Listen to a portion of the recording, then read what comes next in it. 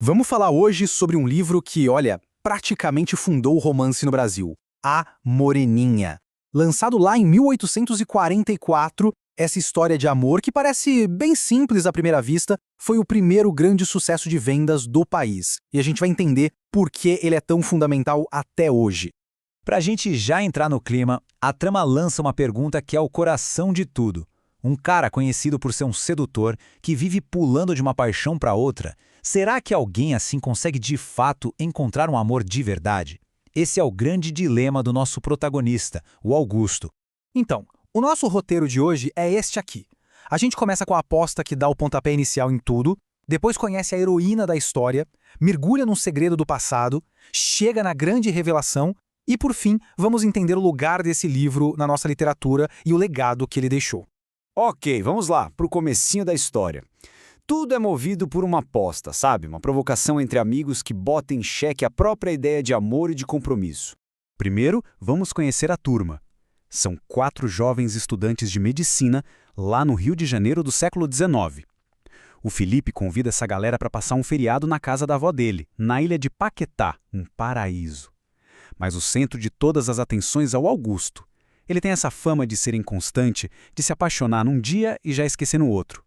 E aqui está o gatilho da história. Os amigos, já de saco cheio dessa fama do Augusto, propõem uma aposta. Se ele se apaixonar por alguém lá na ilha e esse amor durar mais de 15 dias, eles pagam uma prenda. Mas, se ele falhar, é ele quem tem que escrever um romance contando a própria derrota amorosa. E o Augusto, claro, super confiante, aceita na hora.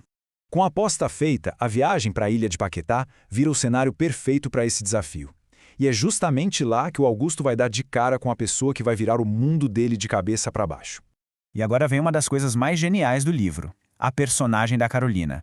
Pensa só, na época a gente estava acostumado com aquelas mocinhas dos romances europeus, super frágeis, passivas. Pois bem, a Carolina é o oposto. Ela é cheia de vida, espirituosa, inteligente, irônica e não leva desaforo para casa. É ela a tal moreninha do título. Essa descrição aqui resume ela perfeitamente. Desde o primeiro contato, ela não fica nem um pouco intimidada pelo Augusto. Muito pelo contrário, ela provoca, testa os limites dele, brinca com a fama de conquistador. Ela mostra uma astúcia e um controle da situação que deixam ele fascinado e, ao mesmo tempo, totalmente sem armas. Mas de onde vem essa inconstância toda do Augusto? Por que ele não consegue se firmar com ninguém? A resposta, meus amigos, está lá no passado dele, numa promessa de infância que o assombra e o impede de viver o presente. O grande conflito interno do Augusto é esse aqui. Anos antes, quando era criança, ele conheceu uma menina e fez para ela uma jura de amor eterno. Só que ele nunca mais a viu. Essa lembrança virou um ideal, sabe? Algo perfeito e inalcançável. É por isso que nenhuma mulher prende a atenção dele por muito tempo. No fundo, ele está preso a esse fantasma do passado. E é aqui que a trama fica mais saborosa. A Carolina, de um jeito super sutil, começa a dar umas indiretas, umas pistas de que ela sabe desse segredo do Augusto. Ela faz uns comentários misteriosos, provoca umas situações e isso vai criando uma tensão psicológica deliciosa. A gente fica se perguntando, será que ela sabe da promessa? Como? E tudo isso nos leva finalmente para o clímax da história.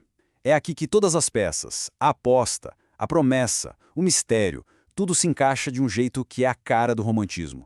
A pergunta que não quer calar, a pergunta que o próprio Augusto fica se fazendo o tempo todo é essa.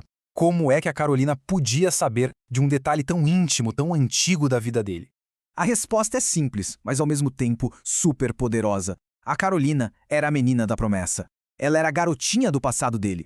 Ela reconheceu o Augusto desde o primeiro minuto em que ele pisou na ilha, mas muito esperta, decidiu testar se ele tinha mudado, se os sentimentos dele eram sinceros antes de contar a verdade. E olha que genial! Essa única revelação resolve tudo de uma vez. A promessa de infância é finalmente cumprida. O Augusto vence a aposta porque encontra um amor que dura. E claro, a história confirma aquela ideia super romântica de que o amor verdadeiro é predestinado, está escrito nas estrelas, é a união perfeita do passado com o presente. Beleza, a história é essa, super envolvente, mas agora vamos dar um passo para trás e entender por que esse romance, que parece tão despretensioso, é uma peça fundamental na literatura brasileira. A Moreninha é considerado o grande marco do que a gente chama de romantismo urbano. Diferente de outras obras da mesma época, que focavam nos heróis indígenas ou na natureza selvagem, o autor, Joaquim Manuel de Macedo, olhou para dentro da cidade. Ele retratou a vida da burguesia do Rio de Janeiro, os costumes, os bailes, os flertes. E o livro é um prato cheio de características do romantismo. Tem a idealização do amor, essa ideia de destino, muito sentimentalismo, uma história bem direta, com começo, meio e fim, e, claro, o final feliz garantido, que o público da época adorava. Tudo isso com um tempero bem brasileiro. Agora, um recado importante para quem está estudando para provas, para vestibulares, se liga nesses pontos aqui. O essencial é saber que A Moreninha foi o nosso primeiro sucesso editorial, que ele inaugura o romance urbano, e que a trama toda se desenrola a partir da aposta e da promessa de infância. Guardou? Isso é o que mais costuma cair. Para a gente fechar, vamos pensar um pouco sobre o impacto desse livro. Por quê? Quase 200 anos depois, a gente ainda está aqui falando sobre A Moreninha. A importância histórica dele é gigante. Esse livro ajudou a criar um público leitor no Brasil. Ele provou que era possível escrever histórias de sucesso com cenários e temas nossos, brasileiros. Basicamente, ele abriu a porteira para toda a tradição do romance que veio depois, preparando o terreno para gigantes como Machado de Assis e José de Alencar. E para finalizar, fica aqui uma reflexão. O romance celebra essa ideia de alma gêmea, de um amor que estava predestinado desde a infância. Se a gente trouxer isso para os dias de hoje, essa ideia soa como um ideal bonito, reconfortante, ou soa mais como uma fantasia, algo que já não faz mais tanto sentido? A resposta talvez diga muito sobre como nós enxergamos o amor hoje.